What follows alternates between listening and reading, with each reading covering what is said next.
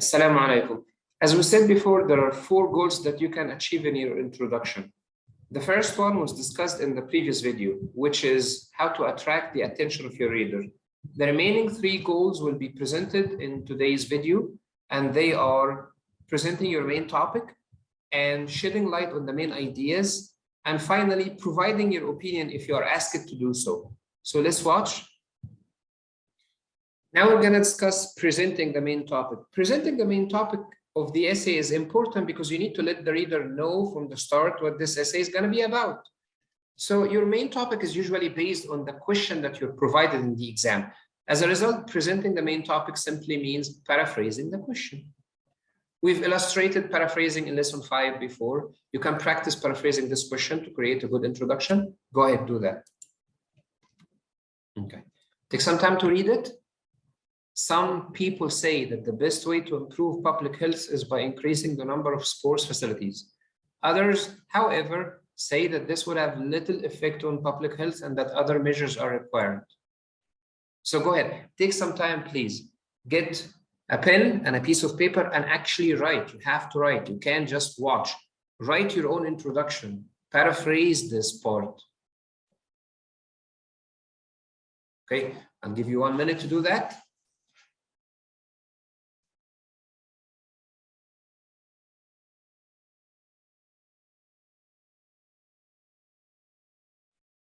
Okay, and now I'm going to show you my answer, which of course is going to be different from your answer, but it's just something for you to learn from. So take some time to look at this answer. Deterioration in public health can have dire economic and social consequences for any nation, right? So I'm trying to start with something attractive. You remember in the previous video, I'm sorry, I said that one way that you can use to attract the attention of the reader is to explain to him or her the seriousness of the problem. Why it's such a big deal? Why it's such a dangerous problem? So I'm doing this right now. Deterioration in public health can have dire economic and social consequences for any nation. So this part is for the attraction. To combat this problem, some suggest the construction of more venues for practicing sports. So some here refers to some people. You don't have to say some people. Suggest the construction of more venues. Venues means places for practicing sport. However, proponents means the people who have a different opinion, the people who disagree with that opinion. Proponents of this opinion claim that there are more useful solutions that might have a better effect on the physical well-being of the public. Right. So what I did right now, I tried to paraphrase the question in order to be able to write about the main topic. That's what you need to do. This is how you could write about the main topic of the essay. Now let's move on to presenting the main ideas. As we said in the introduction, after you present the main topic, you're supposed to present the main ideas. Presenting the main ideas is actually called writing an outline statement. What's the outline statement? It's basically a sentence or 2 sentences that summarize the information written in the body paragraphs. That's your outline statement. What should be taken into consideration when you write an outline statement? Writing an outline statement is good. It's useful because it adds unity between the paragraphs and increases your score in coherence and cohesion. Because when you do that, you're connecting the body paragraphs to the introduction, which is great. However, you gotta be careful. When you don't do it correctly, you'll end up losing marks and reducing your score. If you don't write a good outline statement, then it's actually going to harm you. It's not going to be good for you. The main thing that you're supposed to take into consideration is avoiding repetition. Do not repeat yourself again and again. You lose marks for repeating the same ideas in your essay. Now, please concentrate on the next part because I'm going to show you an outline statement that was written in a bad way, and I'm going to explain to you exactly the weaknesses in it, and I'm going to show you how you could write it in a better way. So you need to concentrate because this part is a little bit difficult. Okay, let's take this example. That's the question first. In some countries, the average weight of people is increasing and their levels of health and fitness are decreasing. Correct? Okay, that's your question. What do you think are the causes of these problems and what measures could be taken to solve them? So you have causes and measures, and you have the problem itself. The average weight of people is increasing and their levels of health and fitness are decreasing. If you'd like to pause to take a few more seconds to read the question and understand it in a good way, you can do that. Okay, and now I'm going to show you an introduction that was written as a response to this question. Let's take some time to look at this introduction. Okay, please take 1 minute to read it.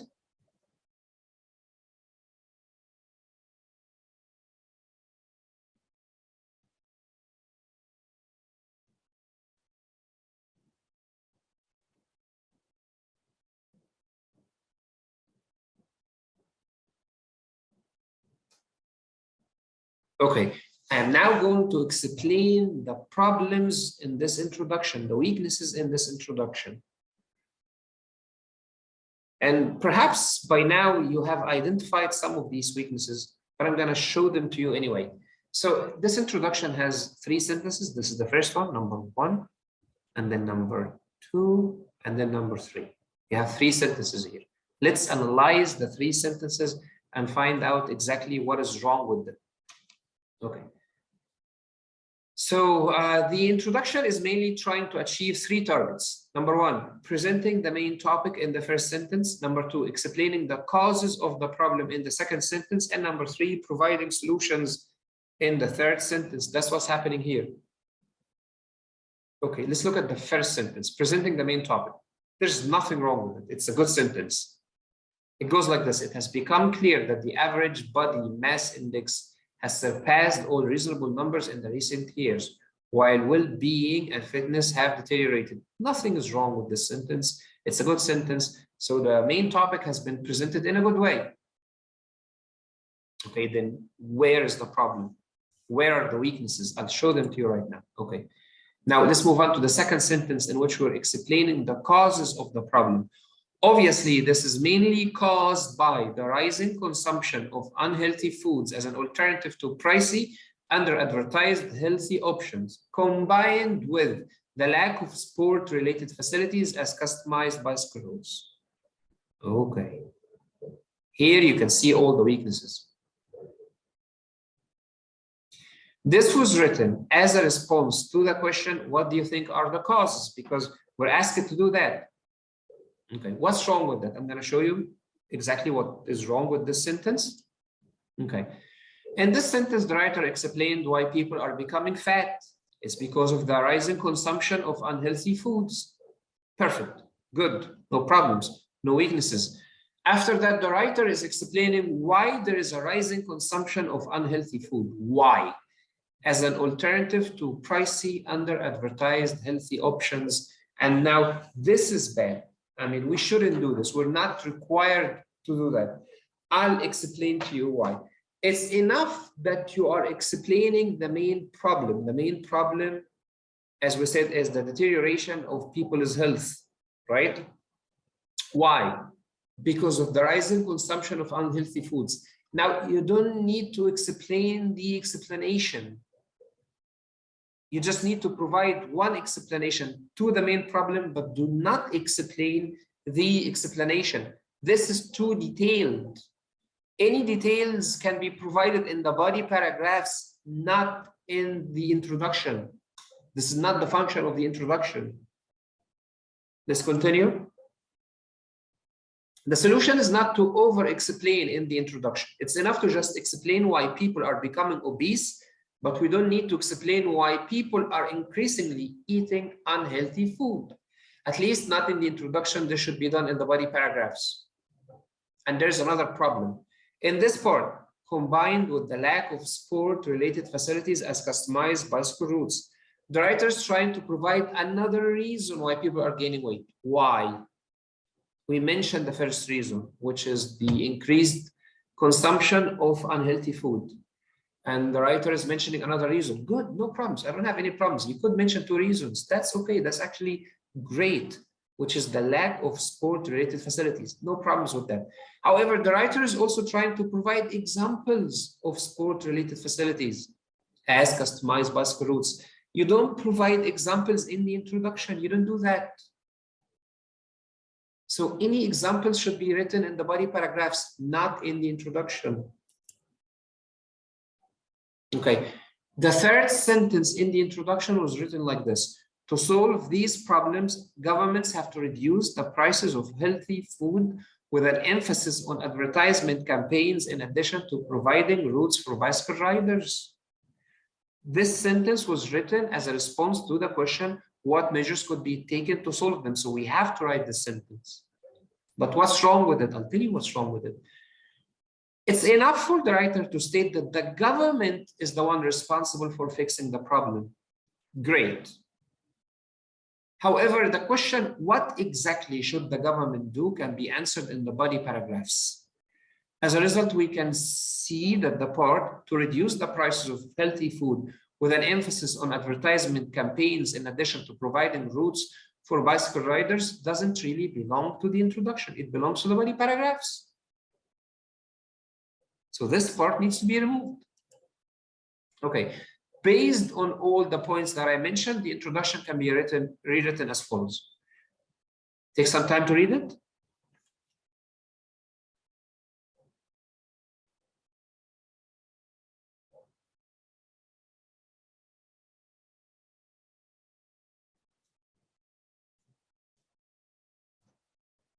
Okay, as you can see here, we did not make any changes in the first sentence because it was already good. No problems with it. But in the second sentence, obviously, this is mainly caused by the rising consumption of unhealthy foods.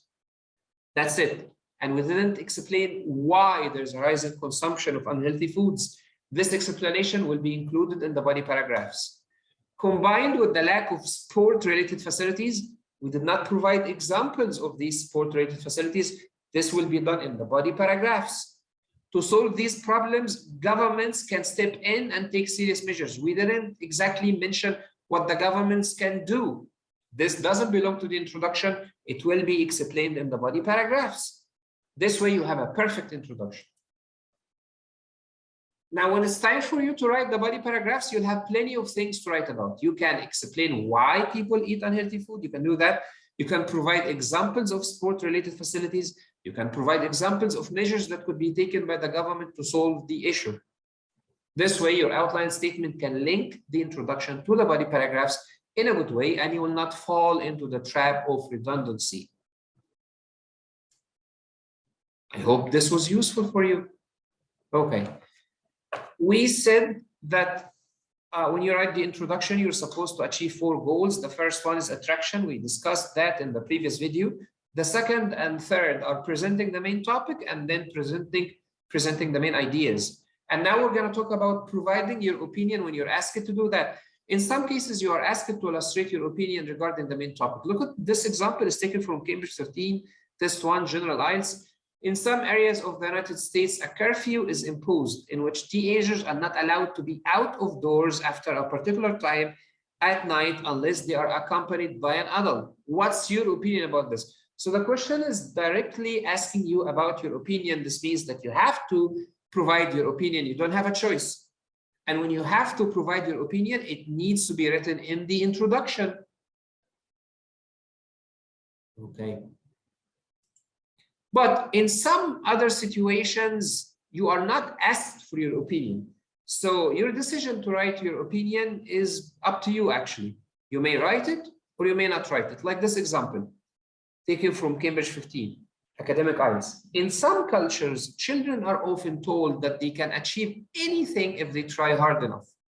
What are the advantages and disadvantages of giving children this message? Okay. You can just discuss the advantages and disadvantages without deciding if it's a good idea to do that or not. You could say to your reader, it's up to you if you want to tell your children that they can achieve anything they want. But I will tell you the advantages of this decision and the disadvantages, and then you will decide at the end of the day. That's one choice you can make. But you could also illustrate your opinion in the essay. You could say, I think it's a good idea if you do that. And here are the advantages and here are the disadvantages. And in my opinion, the advantages are more than the disadvantages. Or you could say, I think it's a bad idea if you do that. And here are the advantages. and disadvantages, and you illustrate that the disadvantages are more than the advantages. So providing your opinion in this kind of essays is optional, actually. Now look at this one. In some types of questions, your decision to mention your opinion in the introduction is up to you. You could write it in the introduction or postpone it to the conclusion. In this kind of questions here, you are asked to give your opinion. You have to provide your opinion, but this is called a discussion essay. And in a discussion essay, you have two choices. The first one is for you to mention your opinion in the introduction, or you could wait until the conclusion and then you write your opinion. If you are worried right now, I feel like you're probably wondering, okay, you need to explain to us the meaning of discussion essays and opinion essays and all different types of essays. I will do that. I will do that. After I'm done with explaining the theoretical part of essay writing, I'm going to explain the 4 different types of essays that you might encounter in the IELTS exam. You need to be patient. For now, I'm just talking about how to write a good introduction, and then we're going to discuss how to write good body paragraphs, and then how to write a good conclusion, and then I'm going to move on to the different types of questions in the IELTS exam. So let's look at this type. Some people say that now we can see films on our phones or tablets. There's no need to go to the cinema. Others say that to be fully enjoyed, films need to be seen in a cinema. Discuss both views and give your own opinion. You are asked for your opinion here. But as I said, you could just wait until the conclusion to write your opinion. This is acceptable in discussion essays, or you could mention your opinion in the introduction. So what I am trying to say is that mentioning your opinion in the introduction is not necessarily obligatory in all cases. In some cases, you are forced to do that. In other cases, you have the choice to do it in the introduction or in the conclusion. And in different situations, you may not write your opinion at all in the essay. Okay. But there are some tips that you have to take into consideration when you write your opinion. The first one, be as clear as possible when you write your opinion. The sentence that includes your opinion, if you are going to write it, you have to take a lot of time to think about it and to phrase it in the clearest and most direct way possible. Why? Because this is the most important sentence in your essay. It has to be very clear, very straightforward, and easy to understand. So you need to spend some time to think about the best way to write this sentence. This is the first step when it comes to writing your opinion in the introduction. Now, always pick a side. No balanced stance at the beginning. I'll explain to you. Okay, when you have to choose between 2 sides, for example, X and Y, they will usually give you 2 sides in the IELTS exam and say there is X and there's Y. Okay. Of course, you have 3 choices. The first one is to say X is good, Y is bad. The second one is to say Y is good, X is bad. The third one, which I don't prefer, is to say X has advantages and disadvantages and Y has advantages and disadvantages. I don't prefer that. I'll tell you why I don't prefer that. You can easily do this in the IELTS exam, no problems, but you have to be a really good writer. You have to be a talented writer who knows how to balance between 2 different stances in a good way. To be a good writer, you need to practice. So I don't recommend that you do that at the beginning when you start writing your essays. No, practice, write a lot, get feedback from an IELTS teacher, and after you feel confident, after you feel that, okay, now I'm really good, now I can take a balanced stance, you can do that. But don't do that at the beginning when you don't have enough writing experience. No complex grammar. I know that sometimes, because you know that in order for you to get a good score in the IELTS exam, you have to write complex grammar. So some people feel like, okay, I'm going to try to rewrite some sentences in the essay in order to introduce complex grammar in these sentences and be able to guarantee a good score in the exam. Okay, I don't have a problem with this. Actually, you do what you have to do. It's okay, it's acceptable, but don't come near the opinion sentence. They call it the thesis statement.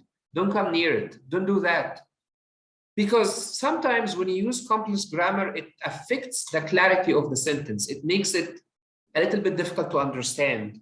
And as I said in the first item, your opinion sentence has to be as clear as possible. So don't ruin it by using complex grammar in it. Make it so simple. As we said before in the lesson when we were discussing complex grammar, I said that complex grammar is divided into two parts. So there's the easy part, which you can easily use, in which you use subordinators like although and even though and because and after and before. Okay, if you use one of these subordinators in your opinion sentence, fine, no problems, because it's easy actually to use these sentences. But if you're trying to use the really complex grammar, the difficult one in which you use adjective clauses and noun clauses and so on, no, don't do that. It's not a good idea to do that, at least not in the opinion sentence. You can do it anywhere else in the essay. You can do it in the body paragraphs, but not in the opinion sentence. Don't mess with the opinion sentence. No advanced vocabulary. Again, it's a great idea to use advanced vocabulary to get a good score in the IELTS exam, but you can do that in the body paragraphs, maybe in the introduction, but not in the opinion sentence, because as I said before, clarity is the most important thing to be taken into consideration when you write your opinion sentence. It has to be very clear, very straightforward, very easy to understand. So you could rewrite some of your sentences in your essay to introduce complex grammar or to introduce new vocabulary, but don't do that in the opinion sentence, which has to be the clearest and easiest sentence to understand in your essay. Your whole essay revolves around this sentence. Okay, so to summarize everything that I said regarding the introduction, there are 4 main goals to be achieved. The first one is attraction, writing the main topic, writing the main ideas, and finally writing your opinion. When it comes to attraction, it might be optional. I prefer that you try to do it. I prefer that you try to attract in a way that captures the attention of your reader. But if you don't do it, it's okay. You can still write a good essay that gets a score of 7 in the IELTS exam. Your opinion might also be optional, because as we illustrated, some types of questions do not require writing an opinion, so you don't have to write your opinion in this situation. But what's not optional is the main topic and the main ideas. In any introduction that you write in the IELTS exam, you have to present the main topic and the main ideas.